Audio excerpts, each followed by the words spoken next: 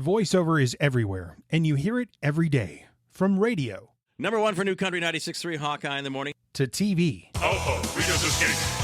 Recruit a team of teenagers with attitudes. To movies. I see you have constructed a new lightsaber. Your skills are complete.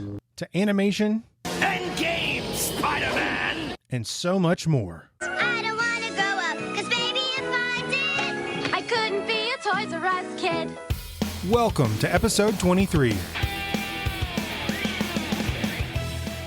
Welcome to Who Did That Voice, the show where we take an in-depth look at the world of voiceover, including movies, TV, animation, and more. And now, here's your host, Trenton Larkin.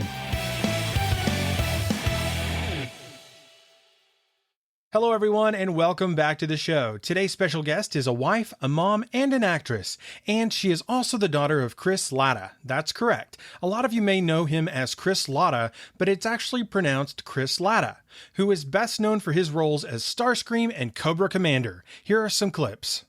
My time will come, Megatron. Never! Your knowledge is only overshadowed by your stupidity, Starscream. Please, don't fire. I was wrong. I shouldn't have done it. Please, don't shoot.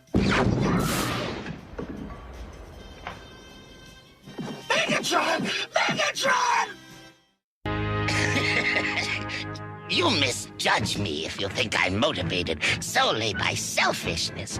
Why should we war among ourselves when we have G.I. Joe for a common enemy? In fact, I order you to create this perfect Cobra leader so I too may follow him to victory! Cobra! Hey everyone, and welcome to another episode of Who Did That Voice? Today on the show we have Abby Cluster joining us today. Abby, thanks so much for coming on the show. Yeah, absolutely. Thank you for having me. Hey, it is my pleasure. You know, the very first thing we always like to do when we start our show out, Abby, is just to get a little background on who our actress is, or actor of the day is, and just tell us a little bit about you growing up, and how did you get into this crazy world of acting and voice acting? I started out, probably my first foray into performing was I took dance classes as a kid and stuff like that, and that led me into doing some musical theater. Which was one of my favorite things in the whole world to do. And my when I was in my teens, I did a lot of theater in and out of school and some professional stuff. And then I discovered that I really liked. My father was, as most of your listeners probably know, was a voiceover actor. His name was Chris Latta. He went by Chris Latta and Chris Collins. And I was listening to some of his old stuff, and I was just kind of like, this is something I'm super interested in. And so as I was kind of moving on, I actually found an old box of his scripts and like call sheets and that kind of stuff. And I started kind of just looking through them and just like going through on Facebook and just kind of seeing like who was still working and who was like kind of researching stuff. And I sent out some direct messages to some people and heard back from some people who worked on Transformers with him, and it was a crazy time, because it was like a couple weeks before my wedding, and like all sorts of nut stuff was going on. And I got put in contact with someone who works, Pete Sinclair, who works for BotCon, which is the Transformers convention. Yeah. And he asked if I wanted to come and do a voice on a panel for them, and like kind of meet some of my dad's fans and stuff like that. And I was like, yeah, absolutely. And so I ended up reading this like fan comic on a panel with like Neil Ross and Morgan Lofting and David Kay and Greg Berger and all of these so it was like me and all of these amazing, talented voiceover actors. Absolutely, yeah. In front of like 1,000 people, and that was my very first thing I ever did that was voiceover related. Wow, that is super epic. Yeah, so I guess it'd be going, from it was kind of trial by fire, but it was one of the most amazing and crazy and whirlwind experiences I've ever had, and it definitely lit a fire under my butt, being like, yep, that's what I want to do. This is the most fun thing I've ever done in my life, and I'm going to pursue it. That is fantastic, Abby. Thank you so much for sharing just a little bit of your background. And for those of, I'm sorry, go ahead. No, it's kind of a fun story, and it's a fun. That's always going to be one of my favorite memories as I continue to like pursue this. That I've gotten to, jump in and work with some amazing people right off the bat. I mean, what an amazing start. I mean, I don't think you can get much more incredible than that. Yeah. A panel of like iconic voice actors, and you're just sitting there going, wow, I'm new to this. This is so awesome. Yeah. It was pretty insane. Yeah, I know. I would have been flipping out like, holy cow, this is crazy. But for those of you who don't know, Abby's father, Chris Latta, was the voice of Starscream and the voice of Cobra Commander from G.I. Joe, and an extremely epic and very familiar voice to a lot of people who grew up in the 80s and 90s, and even people today if you're a fan of those franchises. Abby, you were kind of talking about being a dancer, which led into theater. And I know right now you're actually in a theatrical production called Hairspray as the lead female actress, Tracy Turnblad. What is that like, getting to be part of such a very up and coming, epic, pretty amazing musical? It's a part that I never thought I would really get an opportunity to play, because I'm a little bit older for playing Tracy, but I happen to be blessed in that I play much younger on stage. Yeah. And it is truly a dream come true to be able to play this part, especially now. Like, it's got such a positive message and such an upbeat and fun way of presenting things that are important issues that are still important issues today, like racism and how to kind of overcome obstacles and really pursue your dreams, which is something that I feel like most people can relate to. Yeah, I totally agree. But it is a challenge doing that part. In act 1, I leave the stage for maybe a minute and a half at one point, and in act 2, I have one song that I'm off stage for. But other than that, I'm constantly on stage dancing and singing, and it's from top to finish. It's probably one of the most challenging experiences, but one of the most rewarding experiences I've had in theater so far. Well, that is fantastic to hear. And I know some of the other productions you've been able to be a part of are stuff like The Chorus Line, Music Man, Annie Get Your Gun, and one called Marvelous Wonderettes. Could you tell us a little bit about that show, and what did you play in that particular production? Yeah, it was actually such a fun show. It's set in the 1950s and 60s. It's only 4 people in the cast. It's 4 women. And in the first act, we are at our high school prom, and we're all vying for prom queen. And it's what's called a jukebox musical. So we're actually singing hits from the 50s. And then the second act, we come back 10 years later at their high school reunion. And the girls are all kind of catch up on where they are as friends, where their lives have gone.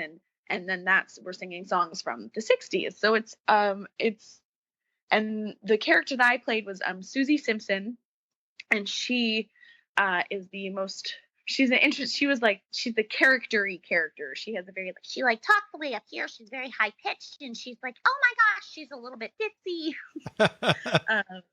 And throughout the first act, actually the whole act, she chews bubble gum, and so that was a challenge, is learning how to chew and blow bubbles all the time while singing. So that was pretty funny. Oh wow! So you actually had gum. Yeah, I had gum in my mouth for the whole first act, which was kind of funny. And then she actually comes back in the second act. Her character is 8 months pregnant. So then I had to have a fake pregnancy belly that I wore for that. So it's a pretty funny character. And halfway through the second act, she breaks out of that little girl voice and actually sings this big, huge, belty, soulful. She actually sings "Respect" by Aretha Franklin at the end of the show. So it's pretty funny to get to play with that kind of turn in your voice as well. Absolutely. Your character had such a diverse aspect to her that you were able to do tons of stuff physically and vocally. That's fantastic. That's pretty fun. Well, it sounds like a pretty awesome musical. And I know I've seen some of the pictures on your Facebook, and I was like, I wonder what this is from. And then kind of talking before the show, when you mentioned it, I was like, well, that is fantastic. I love the 40s and 50s, the music in those eras and the dress and everything. It's just fantastic. Great. Great. I think the way the costumes were just very unique to culture in our society. So totally. Yeah. So as far as voiceover goes, I know you haven't really been able to dive into into animation and everything like your father yet, but you have been able to use your voice for industrial and educational videos for companies such as Pepsi, and maybe you like doing a video for like investors, you know, trying to help them kind of come on board with a project that Pepsi or whatever company might be trying to pitch. And what kind of voice do you like train for or prepare for to do those videos? Is it kind of robotic? Is it kind of, you know, I don't know, dive into it a little for me. You know what's funny is it actually was something that I never thought about as an aspect of a voiceover like career. Like, you know, when you first start thinking about it, you're like, oh, animation, and that's what voiceover is. But voiceover is used in like so many different aspects of your daily life that you may not even like think about. Yeah. Because like one job that I do is I locally here, I'm the voice of the Ventura County Credit Union. And so like I do their web spots and I do stuff for them. But one of the things I do is like I do their hold messages as well. So like, you know, when you call and you listen and you're like, I'm like, let me tell you about our low APR and financing. Like, and it's just funny because for something like an industrial, it really depends. Again, it's just like animation in that it depends on what the client's looking for. Sometimes they do want something a little bit different or more charactery, and sometimes they want something that's very straightforward. Yeah. But it really made me learn how to be comfortable in my own voice, which is really what they want. A lot of things for something like that is they want something real. They want someone who's sounds trustworthy and honest and not fake and not showy and not salesperson-y. Yeah. But it's really such an interesting aspect of it in that you have to sound professional and you have to sound like you know what you're talking about. But like, you know, I just got all the copy the day before. Like, so it just depends. But so honestly, like it's really helped me find confidence and a comfort in my natural speaking voice that I really didn't have before I kind of got into that. You know, I was always being silly and creating these silly characters and like making funny noises and all this stuff when I would be just in normal conversation, just as it, you know, sometimes I think just as regular people, it's hard to be confident and just comfortable with yourself. Absolutely. And so that aspect of working in that part of the voiceover industry has really made me feel just more confident in my everyday speaking and not feeling like I have to put on a character all the time. Absolutely. Well, you know, I know a lot of voice actors that I've talked to have said sometimes they feel more awkward using their own voice than they do becoming a character. Totally. Being a character is easy because it's something you kind of have more control over. Whereas like when you have to be yourself, you're like, oh, well, this is just me. And I hope you like me the way I am. Like, it's so, it's a little bit bearing all, but it's more and more comfortable the more I do it. That's fantastic. Well, you know, sometimes it's when we break into those things that we're not as familiar with, or those things that we didn't know really existed, that we break out of our comfort zones, become more confident, become more, you know, in the know about our professions. And then when we finally get to something that we have a deeper passion for already before that, it just makes it that much more exciting when we finally get there. Yeah, absolutely. Like I've got some pretty cool stuff coming down the pike that I'm actually, you know, not allowed to talk about yet, but it's been a great, like, you know, this year has started off in a place where I never could have imagined that I'd be in these, you know, rooms with these people and you know, getting callbacks and stuff for stuff that I would like, you know, like watch when I was a kid and be like, oh, I want to do that. And like now I'm like part of it, and it's just so it's so fun and silly and really quite amazing where your life can take you if you really stick to pursuing stuff that makes you happy. Absolutely. I totally agree with you, Abby. Well, you know, it sounds like you are holding out a little bit on me, but I understand with the NDA and everything. I know, I'm sorry. I promise when I can, I will. You know, but it's so funny because Daniel Ross told me the exact same thing on our first interview, the one that mentioned you on our 4th episode, and said, I got to have Abby on the show. And I was like, man, that would be fantastic. And, you know, I know that sometimes you're working on these amazing projects and you just have to hold them in and you're dying to tell people, but hey, we'll have to have you back when all of that comes out and let everyone know. I'll be happy to. I'll jump at that opportunity for sure to be able to talk about more exciting stuff. But you know, it's what I like about voiceover and just acting in general, because, you know, I don't just do voiceover, like I do a lot of theater and that kind of work too. And it's so much fun because it's hard work, and it's very it's, you have to have a lot of self-confidence, and you have to have a lot of resilience, because you're going to get told no 100 times over before you get one yes. And then you get that one yes and you're like, okay, I got the yes. And then you're going to hear no again, like 100 more times. Like, you have to, like, you just have to be able to, like, hold on to the things that make you happy and have other things that fill you up too. Like, I have 2 kids, and being, I'm very involved in their school, and I have my husband who I adore, and, we try to fill our lives in places that it doesn't, that the no's don't mean everything. Yeah. Yeah, absolutely. Well, it's amazing that you are a mom, a wife, and an actress. You've got a full plate and you juggle it well. But it's got to be a lot of fun to be, not just an actress, but a mom and a wife, and to have those little kiddos that you have. And I know being a mom is one of the biggest joys most women would say they have in their lives as well. Absolutely. And it's so funny seeing, like, my oldest is 5, and I have to try my hardest not to, like, when he loves fiddling with, he has all the, action figures and all this stuff. And he very silly, and he makes silly voices and makes loud noises and all this stuff. And part of me is like, oh, be quiet. And then I'm like, wait, no, like, this is, like, you get paid to do that. Like, you need to let him be silly to do, like, it's, like, yeah. Rob, I mentioned, I don't know if I mentioned before, but, like, I used to help work on, when Rob Paulson was doing his live podcast out of the Improv for Talkin' Tunes, like, I would help him work on that show. And so I got to be a fly on the wall there and listen to all these amazing guests and all the stuff that he would have on the show. And, I got to do an episode of his podcast as well with a couple other younger up and coming actors and stuff. But he always says he's getting paid to do the stuff he used to get in trouble to do when he was a kid. And it's not wrong. Like, and so, like, part of me is like, sometimes I'm like, oh, just be quiet. And I'm like, wait, no, like, I think of that every single time I want to, squash the noise. And then I'm like, wait, but this is, this could lead, who knows? This could lead to an outstanding career one day if I let you keep playing in that silly voice for the next 2 hours. Who knows what it could be.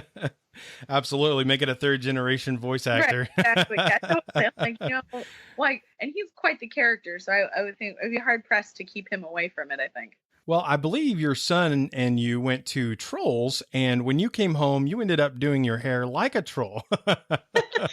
True, yeah. We do dive in full force when he gets into something. He was like, Mommy, can we do poppy hair? And I'm like, yeah, why not? Let's figure that out. Stick a soda bottle in there and put it up high and have fun with it. Yeah, I saw that picture on Facebook and I laughed so hard. I like, that is so awesome. Yeah. What's the point in having kids if you don't get to play with them sometimes, Oh, I totally agree. I am totally looking forward to the day my wife and I have some children, because I've always longed to be a father. So it's quite the journey and a lot of work, but it's the most fun. I literally get to just play all day, whether it's voiceover or on the floor with my actual children. Like, you just, if you get to play every day in your life, then you're not doing anything too hard. It sounds like it. Well, yeah. Abby, speaking of fathers, let's talk about Chris, your father, a little bit. Yeah, absolutely. What was it like being a part of that family with Chris? I mean, I know he was such a warm-hearted man from what I've heard, and a comedian, and he's done some amazing voices, but what was it like actually being the daughter of Chris Collins? He had passed away when I was about 8. Okay. But he was a force to be reckoned with, for sure. He was a big man in stature, a big man in voice, and a big man in personality.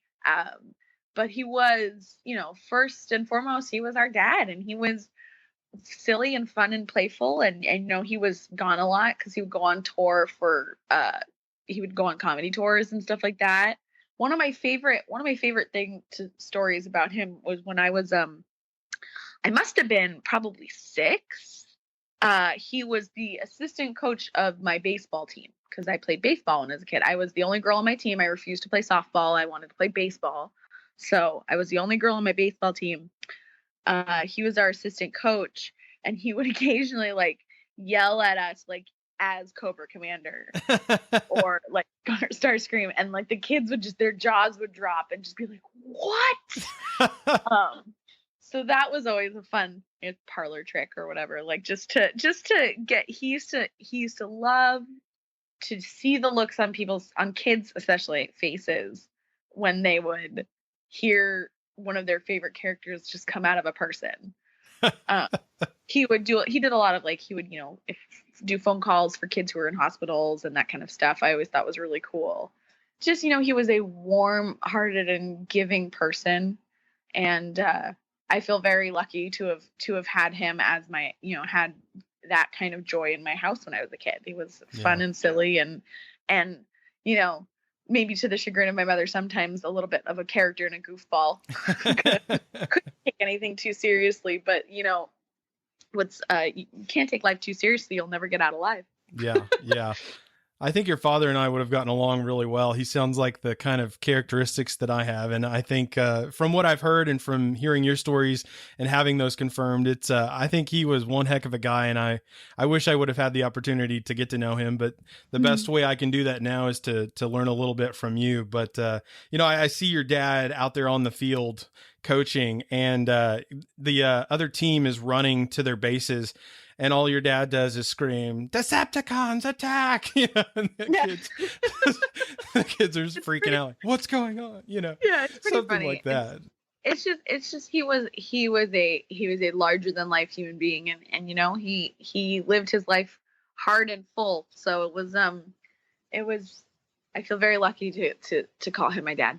Well, I think that is extremely special to hear, Abby. And, living life hard and full is how we should all live our lives, because life is extremely precious, and we should always get the most out of life as much as possible, I think. So. Yeah, absolutely. What's the point if you're not working at it and living it up? Absolutely.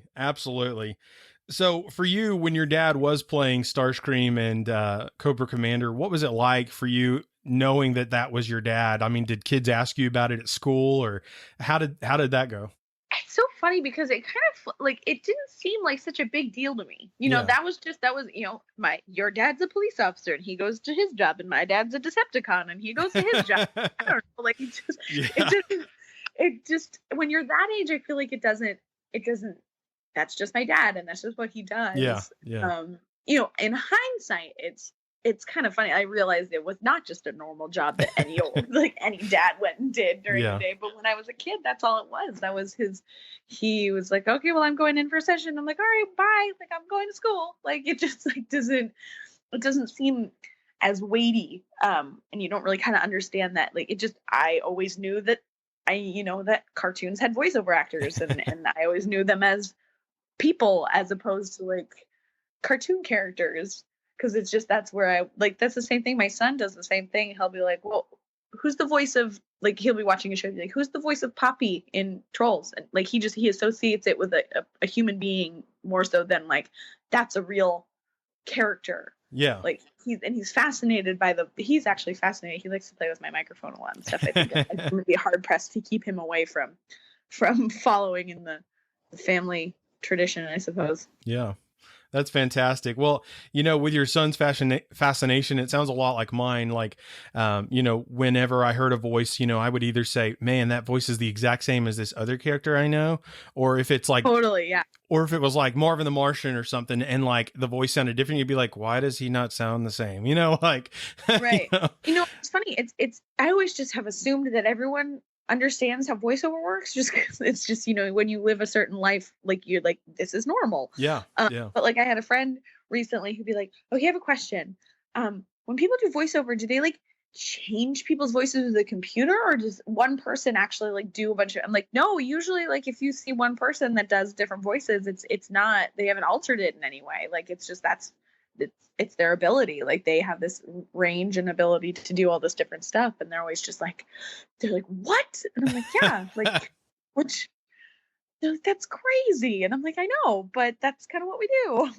So it's kind of funny to realize that it's not common knowledge for everybody, that it's just, that people are crazy talented and it's have quite a variety of what they can accomplish with these little vocal cords. Absolutely. Well, it's funny, speaking of people kind of not always knowing about the biz, I was talking to these kids standing in line to watch the new Power Rangers movie, and I was explaining what I do, and they were like, what? Like, what do you do? Yeah. And then, when I explain What's it, a pod? what's a pot? Yeah, that was the first question. But, then I handed them my card and they were like, what's this? No, but, so, the kids were asking, like, what is voiceover? And, talking about like a character on the actual Michael Bay films who played in Transformers. And they said, you mean those aren't done by a computer? Like they just thought it was something computer generated, like the voice of Siri or something, which is also an actress, but they thought it was more of a robotic type thing. And I thought, well, that's kind of interesting. I would have never thought that, but coming from my perspective and having a different understanding of voiceover and from someone who didn't, I never would have thought of that different perspective. So it is interesting how other people perceive it. It's kind of cool how I feel like I have this little bit of knowledge that I can impart on people when they ask me, like, yes, I do know about that. Thank you for asking. Here's like, aha, my knowledge is useful. Yes, my knowledge is useful. Which leads into that nerdy aspect that you and I both share. Yes. I like having nerdy knowledge and being able to share it with the masses. It's like fun. I know everything about the Enterprise, but when is it going to help me? Yeah, right?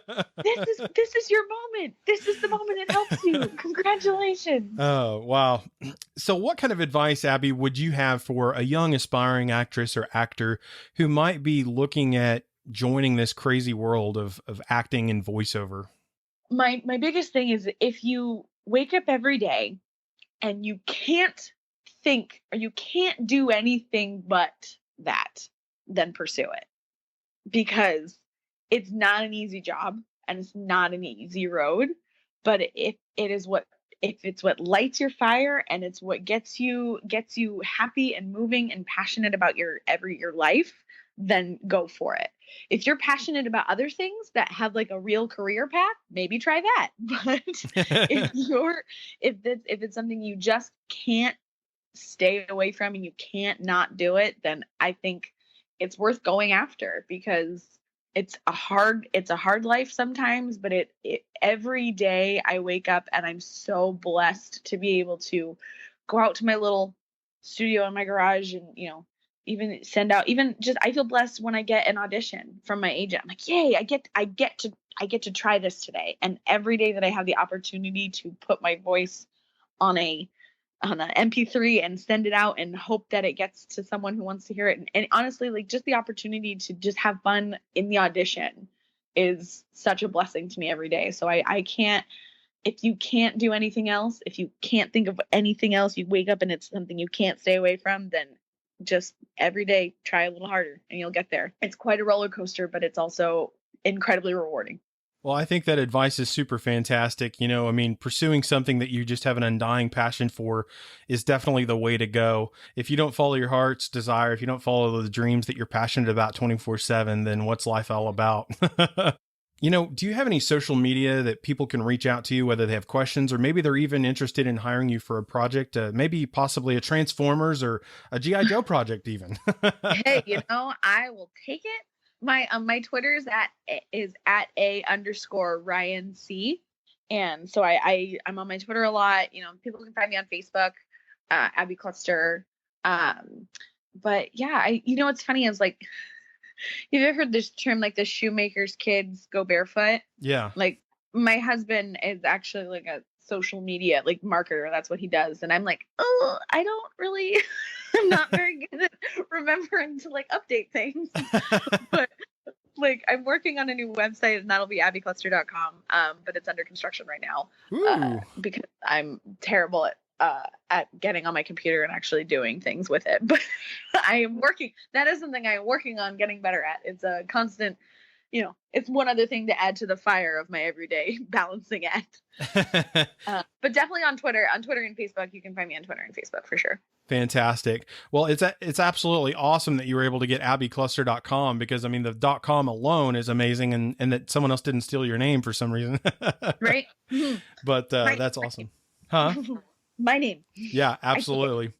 Well, I know so many actors will be like, yeah, I couldn't get my own name. I'm like, how dare they? Luckily, Cluster isn't too popular of a last name. Yeah. It is pretty unique. my name is Mary Smith, and I would like to purchase marysmith.com. Never. You Sorry, and guys. 5,000 other people. You and 10 million other human beings. Well, Abby, I have 2 final questions for you today, and we'll wrap this interview up. The first of the 2 is, what was your favorite cartoon or cartoon character from growing up, and why? Oh man, that's hard. Oh man, one of my favorite show growing up probably was Animaniacs. So every day that I get to say that I'm friends with Rob Paulson actually makes my brain explode.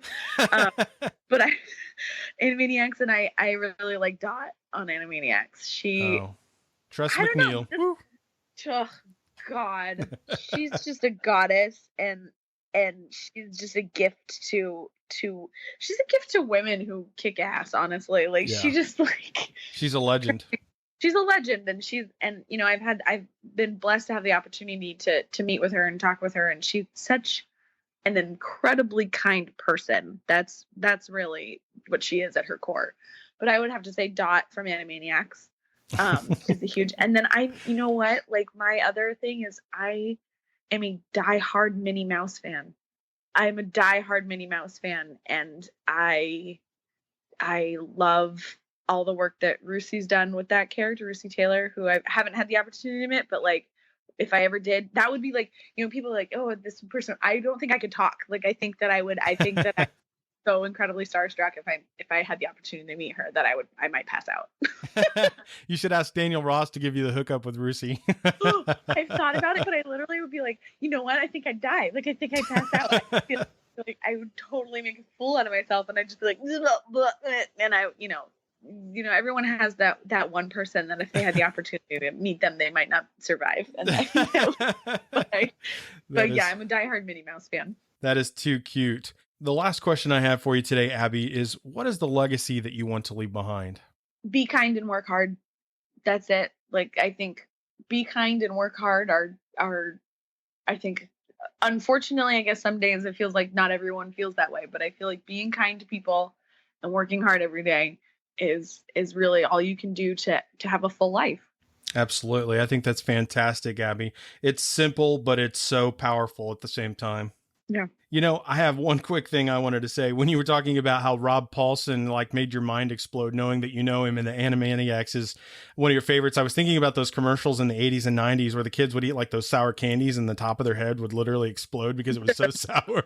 The Warheads. Right? That's it. That's the ones. Yeah. And it was around the era of Animaniacs. And so I was just flashing back to my childhood when you said that. I was like little me, and I was watching the TV on the big old school TV that wasn't a flat screen. Right, the one that sat on the floor and not on the wall. Yeah, on Saturday morning cartoons, because that's all we got, kids. Heck yeah. Now you can watch cartoons. I go on Netflix and I'm see my kid, and he's like, can we watch this episode of this show? And I'm like, you don't know how good you have it. Old you. I'm like, yeah, sure, we can watch whatever episode of whatever show you want, because it's just right here at the internet. You can just sit down and binge watch Animaniacs now. Exactly. What's funny is my kid loves Animaniacs. That's one of my favorite things about being a parent, is getting to go back and watch all the shows that I watched when I was a kid, and get to see my kid watch them, because that's just too fun. But it turns you back into a kid while you're watching with your kid. I know. It's so cool. Because I do it with my nieces and nephews and little brothers and sisters, because I'm one of 5 kids, so I know how it is. It's magical. Pretty awesome. Well, Abby, I cannot thank you enough for your valuable time. It has been an absolute honor and pleasure having you on the show today. Would you please just do me the honor of closing out today's episode? Absolutely. You've been listening to Who Did That Voice, and I'm Abby Cluster, and I thank you for listening to my story. Well, everyone, I sure hope you enjoyed today's episode with Abby Cluster and this tribute to Chris Latta. And if you did, please find me on Facebook, Twitter, or Instagram by searching Who Did That Voice. I would love to hear from you. Hey everyone, and thanks so much for listening to today's episode of Who Did That Voice? If you enjoyed today's episode, please check us out online on all social media platforms at Who Did That Voice, and on YouTube at Who Did That Voice 24. Also, remember to check out our website, whodidthatvoice.org. Again, that's www.whodidthatvoice.org. Thank you to all my listeners out there. I just wanted to say, if you want to partner with Who Did That Voice, just telling your friends and family about us is the best way to share the show with others. And or leaving us a review on Apple Podcast or wherever you get your podcast from. The third and final way is by joining our Patreon at patreon.com/Who Did That Voice.